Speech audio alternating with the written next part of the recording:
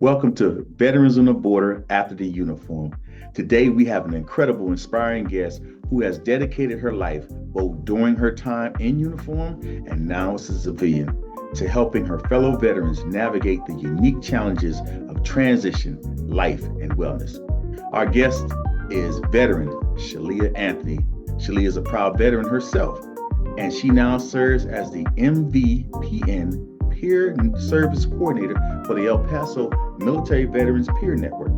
She's not just running a program, she's building a bridge. She's taking her own lived experience and using it to connect with others who need a battle buddy, a sounding board, and a guide in their post military lives.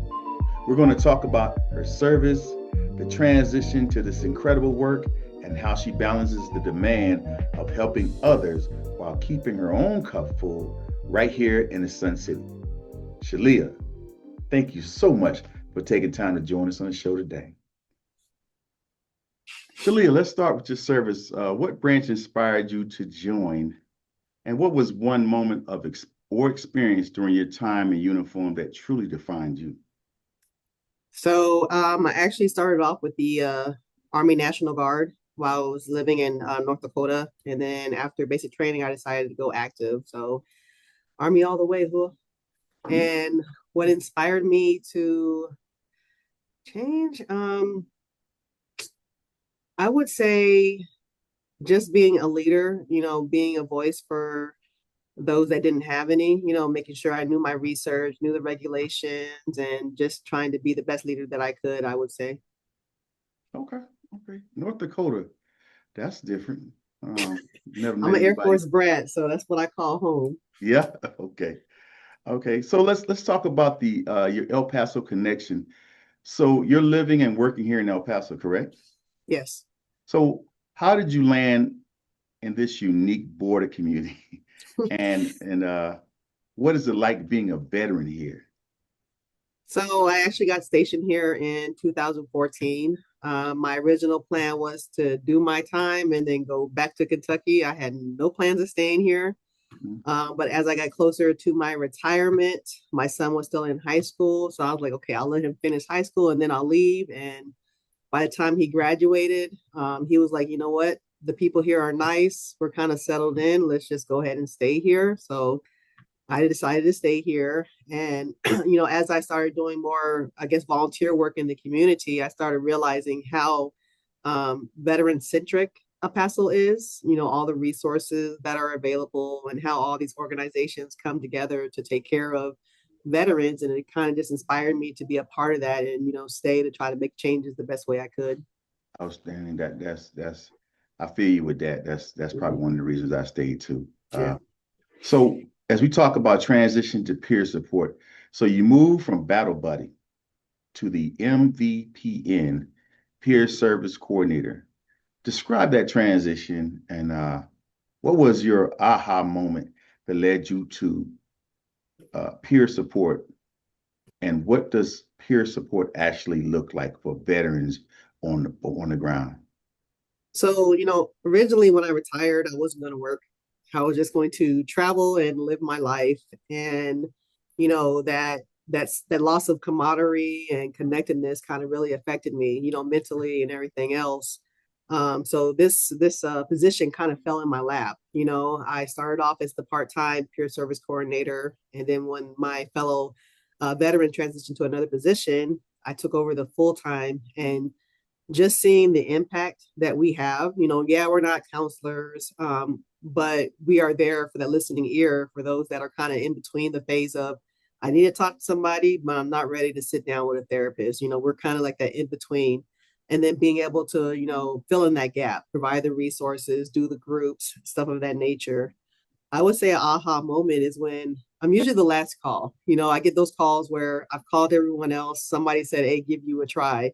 And then I'm able to actually assist them, whether it's resources or in house. So those are the aha moments that make me feel like, I'm making a difference and I'm going to keep, doing what I'm doing. Yeah, and it makes you feel like you're important as well. Yes. Understand that. The MVP mission and challenges. The MVP focus on mental wellness, right? Mhm. So, what are the most common challenges like identity or mental health that El Paso veterans are struggling with? And how does the MVPN uniquely address those issues? Um, Sometimes people just don't know where they can go, you know. Although yeah, granted, I'm with MVPN and I work with the Emergency Health Network. I do a lot of networking with different agencies in the community, you know. So I'm kind of filling in that gap to make sure they go to the proper resources, you know. So if we're not a good fit, guess what? You know, you have UBH, you have Endeavors, you have Via Vista. So I'm able to, guide them in the right directions because a lot of times people just don't know. You know, we think that researching is easy, but sometimes it's not. You know, so Right. being able to pick up that phone and say, you know what, I got you. You know, let me reach out to this person and do a warm handoff so you can be taken care of. So I got to ask this question. With those challenges, with veterans, do you think you are impacting them by uh, looking for the resources and getting back to them in a timely manner instead of sometimes we have to take a little, we have to wait a little longer for somebody to get back with us when we have a question about certain things? Yeah, like I try to tell my counterpart, I think one of the worst things you can do is if a veteran reaches out and just give them a list of resources to reach out to. I Hmm. mean, most of the time they're already overwhelmed, and now you're giving them like 10 options, which is great to have those 10 options, but now you're saying, okay, reach out to these 10 people and see if they can help you. No, what we do here is I will send an email. So let's say, for example, you're one of my you're one of my resources. I will send you an email saying, a veteran needs assistance with, whatever. Can you please reach out to them? And then if you don't provide me a feedback saying, hey, I've contacted them, they're scheduled, I'm gonna reach back out to you in 24 hours and like, okay, yeah, I'm doing a follow up because I'm gonna stay on you. So I'm gonna make sure you reach out to that person that needs that assistance. So I think that's one of the ways where we differ, as opposed to just giving them the information. We hold those agencies accountable. If you say you're here to support the veteran, then you need to stand up and support that veteran. That's good to hear. That's good to hear. That's positive. Uh, so let's talk about lifestyle and self-care. Uh, it takes so much emotional energy to lead this mission.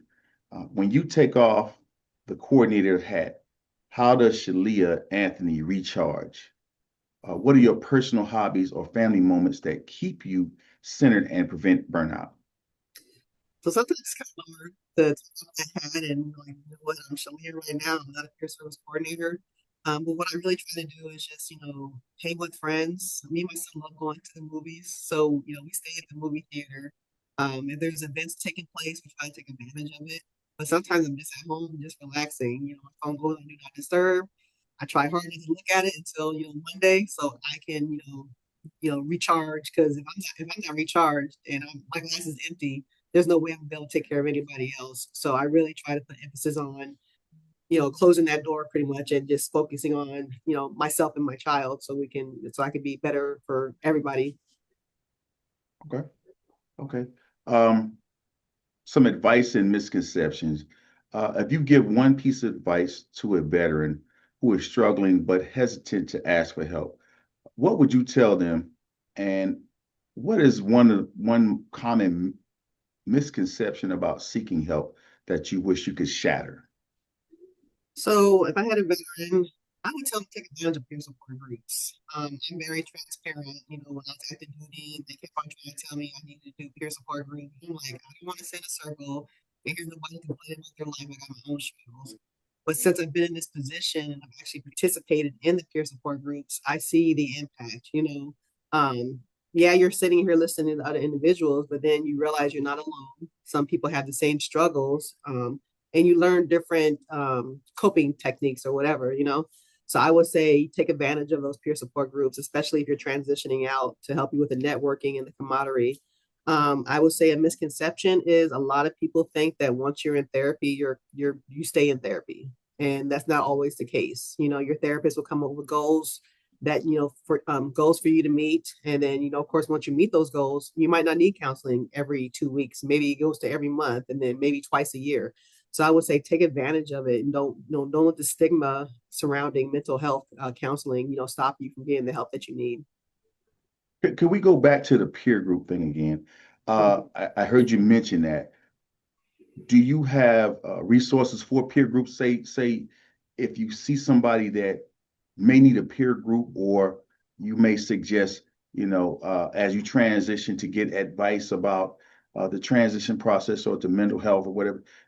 Do you guys provide those groups locally that you know about?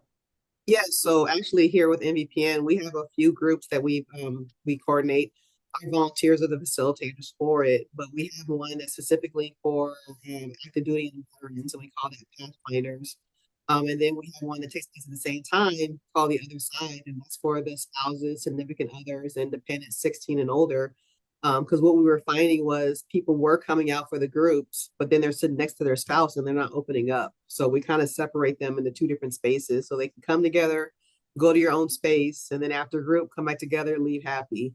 So we would definitely recommend those. We have we call Yarnaholics, which is a crochet group because we find that one, you're working with your hands, people are tend to open up more. Plus, you're learning a good hobby. And then we have Haven, which is harassment, assault, violence ends now. And that's a peer support group for those that are survivors of sexual assault, sexual harassment. So we try to see what the need is in the community. And if we're able to, we'll try to form a group or something, to cater to that, so we can meet the needs of those that need it. Okay, good. A bunch of good groups. I like to hear that, how you separate them and so you get them to open up. That's good. And I hope that those that are listening can take that advice that you have or utilize those groups that you did mention that the MVPN does have. So with your future goals and outreach, to wrap up, what is one major goal for the El Paso MVPN this year? And how can listeners get in touch with you if they need support or want to volunteer as a peer? I would say one of my goals is just to ensure that people are aware of who we are. So we're not the last call people make, and just to make sure they know that they're not alone. There's plenty of resources out here. It's just a matter of finding the right one for you and reaching out. If they do need to reach out to myself, they can either give me a call. My cell phone number is 915-319-3811, or they can send me an email at syanthony@ehnelpaso.org. Either way, they reach out to me, I'll reach back out. If I don't answer the phone right away, I typically call back within 24 hours. I try to make sure I touch bases with everybody. But again, even if they don't want to be seen here with us, I will find the proper resource or the resource that is best for them. So we'll help them out in that way. Okay. Well, thank you again, veteran Shelia Anthony, for joining Veterans on the Border after the uniform. Great having you. Thank you for the information and the resources that you provided for us on this show. Please come back again sometimes when you have more updates that you want to share with us. Yes, definitely. All right. Thank you for the time. Hey, thank you.